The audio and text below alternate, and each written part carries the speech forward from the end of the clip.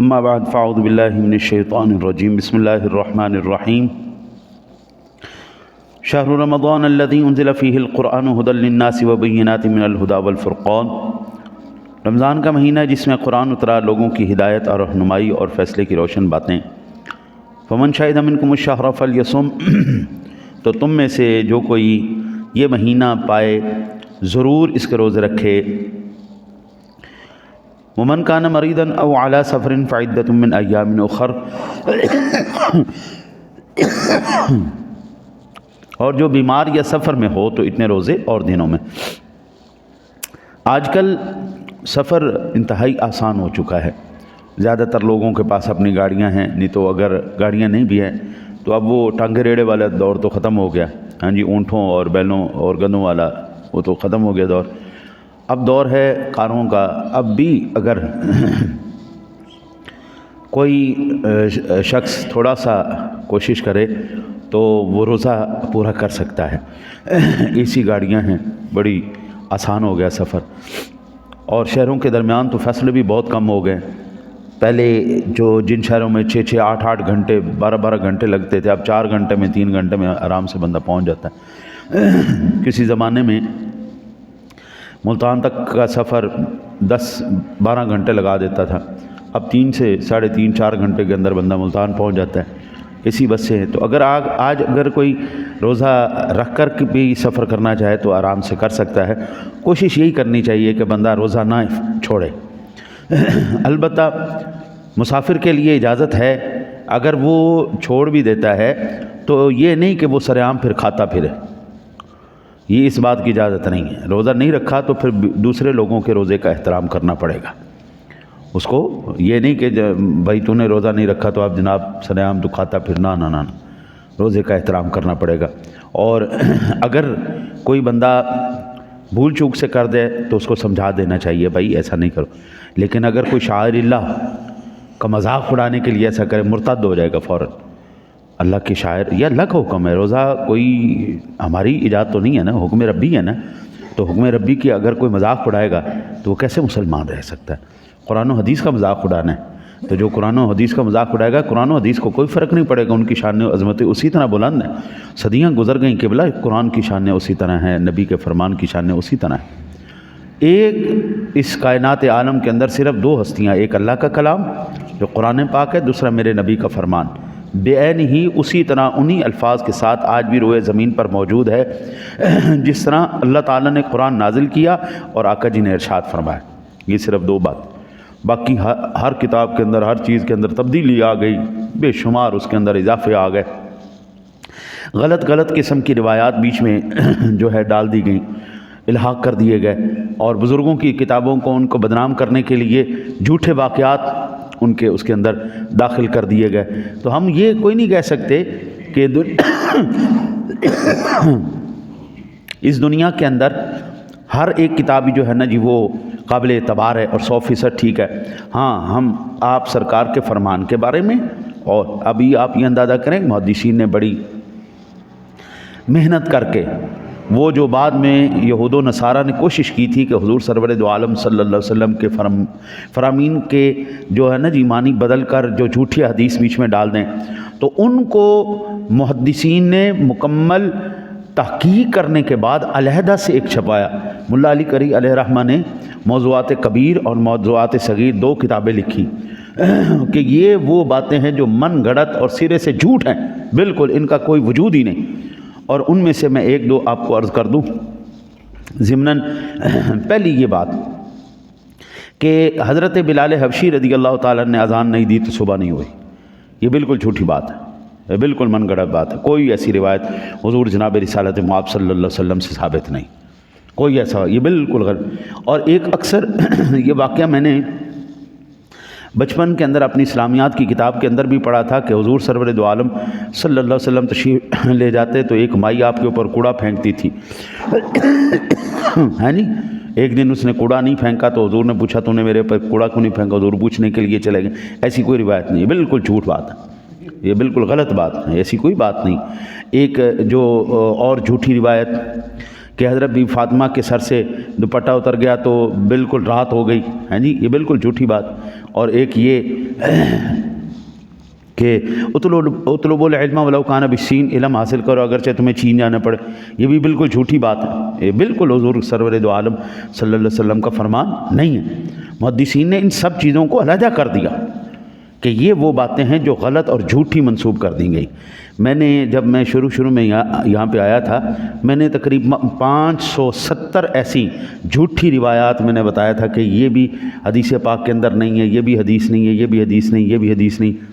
واقعات، ایک اور بڑا جھوٹا واقعہ جو حضور سرور دو عالم صلی اللہ علیہ وسلم کی طرف منسوب کیا جاتا ہے کہ نبی اکرم صلی اللہ علیہ وسلم کے پاس ایک مائی لے کے آئی اپنے بچے کو کہ اس کو منع کرو کہ یہ شکر نہ کھایا کرے۔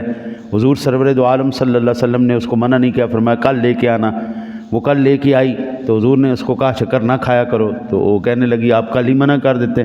تو کہنے لگے حضور نے کہا کہ میں نے بھی کل میں نے خود شکر کھائی ہوئی تھی، حالانکہ وہاں رواج ہی نہیں شکر کا، عرب کے اندر شکر کا رواج نہیں ہے، اور یہ بالکل غلط واقعہ ہے، حضور کی حدیث یہ نہیں ہے، ٹھیک ہے نا جی۔ تو محدثین نے وہ تمام غلط روایات ان کو علیحدہ کر دیا، اور قرآن پاک سینہ بسینہ جو چلا آ رہا ہے نا جی، سینہ بسینہ چلا آ رہا ہے، ہماری نسل کے اندر بے شمار حفاظ گزرے، دادا پردادا اس سے اوپر جو ہے نا جی حفاظ گزرتے آئے۔ قرآن کو اللہ تعالیٰ نے اس لیے بھی محفوظ رکھا ہے کہ اس کو کتاب کا محتاج نہیں ہونے دیا۔ اللہ تعالیٰ نے اس کو کتاب کا محتاج نہیں ہونے دیا، کاغذ کا نہیں، اللہ نے سینوں کے اندر اس کو محفوظ کر دیا۔ وہ الحمدللہ سینہ بسینہ 14 صدیوں سے اسی طرح چلا آ رہا ہے۔ حضور کا فرمان بھی آج تو بہت مشکل ہے ایسا بندہ تلاش کرنا۔ میں نے میرے جو استاد مکرم تھے حضور سیدی محدث کبیر رحمۃ اللہ تعالیٰ علیہ، علامہ غلام رسول صاحب رضوی رحمۃ اللہ تعالیٰ علیہ، بڑی کمال ہستی تھی، اللہ اکبر۔ وہ بخاری کے حافظ تھے، 7000 حدیثیں، یہ بخاری کی حدیثیں ان کو ساری زبانی یاد تھیں، ہاں، کئی حدیثوں کے حافظ، بے شمار حدیثوں کے حافظ۔ جس طرح ہم قرآن حفظ کرتے ہیں ان لوگوں کو اس طرح حدیث یاد تھی۔ یہ حدیث اب تو وہ ذوق نہیں رہا حدیث کو یاد رکھنے کا، جس طرح حفظ کرنے کا اب وہ ذوق نہیں، اللہ ماشاء اللہ بھی کوئی ہو تو ہو، ورنہ اب جو ہے نا زیادہ تر قرآن کے ہی حافظ ہیں، حدیث کے نہیں۔ البتہ حدیث آج بھی اسی طرح محفوظ ہے۔ فرمایا کہ ومن کان منکم مریضا او علی سفر فعدۃ من ایام اخر، جو بیمار ہو یا سفر میں ہو اتنے روزے اور دنوں میں رکھیں۔ ایک سوال رات مجھ سے ہوا ہے، یہ میں آپ کو عرض کر دوں۔ ایک خاتون نے پچھلے سال رمضان مبارک کے روزے نہیں رکھے اور پورا سال بھی اس کو رکھنے کا موقع نہیں ملا، اور وہ اب رمضان کے مہینہ آ گیا، اب وہ کیا کرے، پچھلے روزے رکھے یا یہ روزے رکھے؟ تو اس کا جواب میں نے ان کو عرض کیا کہ یہ روزے چونکہ اب موجود ہیں، یہ چونکہ موجود ہیں اور یہ فرض ہیں، تو اب سب سے پہلے یہی رکھے جائیں گے، یہ روزے رکھے جائیں گے۔ اس کے بعد جب شوال کا مہینہ آئے گا اگر، تو اس میں وہ پچھلے روزے قضا کر لے گی۔ اسی طرح ایک سوال مجھ سے ہوا کہ جو عورت دودھ پلا رہی ہے اور وہ اگر روزہ رکھتی ہے تو اس کی بچے کی جان کا خطرہ ہے، دودھ نہیں اترتا، اور اس کی اپنی بھی طبیعت خراب ہو جاتی ہے، تو پھر اس کو بھی اجازت ہے کہ وہ بعد میں روزہ رکھ لے۔ لیکن اللہ تعالیٰ ارشاد فرماتا ہے کہ اگر تم لوگ روزہ رکھو گے نا، یہ تمہارے لیے بہتر ہے۔ اگر بچے کی جان کا خطرہ ہو، اپنی جان کا خطرہ ہو، پھر نہ کرے، پھر وہ بیمار کے حکم میں آئے، تو وہ پھر بعد میں اس کے جب اس کو صحت ہو جائے گی یا بچہ جب کھانے پینے لگ جائے پھر اس کی قضا کر لے۔ یرید اللہ بکم الیسر ولا یرید بکم العسر، اللہ تعالیٰ تم پر آسانی چاہتا ہے، تم پر دشواری نہیں چاہتا۔ یہ اس طرح کی آیات مقدسات کو لوگوں نے بڑا غلط مطلب لے لیا ہے اس کا۔ مثلاً اکثر لوگوں کو ہم بولتے ہوئے یہ سنتے ہیں کہ دین میں کوئی سختی نہیں ہے، جی دین اتنا مشکل نہیں جتنا مولویوں نے مشکل بنا دیا۔ اللہ کی قسم علماء نے کوئی مشکل نہیں بنایا، دین مشکل علماء نے نہیں بنایا، نہ یہ حکم ربی ہے۔ ہاں، جو مولوی یہ کہتا ہے نا جی اللہ رسول کا یہ حکم نہیں ہے، یہ میری بات ہے، یہ میں کہہ رہا ہوں، پھر ہم اس کو مجرم قرار دے سکتے ہیں کہ بھائی تو نے اپنی طرف سے، تو کون ہوتا ہے بات کرنے والا، تو بات کر، اللہ رسول کی بات کر۔ اگر کوئی قرآن پڑھ کے آپ کو بتا رہا ہے کہ یہ اب کن کے لیے مشکل نہیں، مشکل ان کے لیے نہیں ہے جن کے لیے اللہ آسان کر دے، جن کے لیے اللہ آسان کر دے۔ میرے ایک دوست ہیں مولانا ہیں، انہوں نے 12 سال مسلسل روزہ رکھا، 12 سال مسلسل روزہ رکھا اور جو کی روٹی کھائی بس۔ اب 12 سال روزہ رکھنا عام بندے کے بس کی بات نہیں، لیکن اس کے لیے اللہ نے آسان کر دیا۔ اور پھر یہ کہنا کہ بھائی جو دین ہمیں پسند آئے گا وہی دین ہے، جو ہم سمجھیں گے وہ آسانی ہے تو وہی آسانی ہے، حضرت ایسا نہیں ہوگا۔ اللہ اور اس کے رسول کے کچھ قانون ہیں۔ میں ایک موٹی سی مثال دوں، آپ کے منہ کے اندر دانت بھی ہیں، زبان بھی ہے، زبان کی جگہ دانت آ جائیں، دانتوں کی جگہ زبان آ جائے تو کیا حشر ہوگا، کیا کیفیت بن جائے گی؟ جہاں پہ سختی ہے وہاں پہ سختی ہے، جہاں پہ نرمی ہے وہاں پہ نرمی۔ میرے آقا جی علیہ الصلوۃ والسلام کی بارگاہ میں ایک بڑے خاندان کی عورت آئی اور اس کے اوپر چوری کا الزام ثابت ہو گیا۔ آقا جی علیہ الصلوۃ والسلام نے فرمایا اس کے ہاتھ کاٹ دو۔ تو انہوں نے کوئی سفارش کی، بہت بڑا نام ہے ہستی کا نام، میں لینا نہیں پسند کرتا، مجھے نام یاد ہے لیکن ان کی عزت اور احترام کے پیش نظر میں نہیں کہتا۔ آقا جی نے فرمایا اگر یہ بھی ہوتے تو میں اس کے بھی ہاتھ کٹوا دیتا۔ حضرت معاشرے کے اندر آج بھی جہاں پر اسلام اور اسلامی احکام چل رہے ہیں، نافذ ہیں، اس معاشرے کے اندر برائی اور چوریاں، ڈکیتیاں یہ آج بھی قابو میں ہیں۔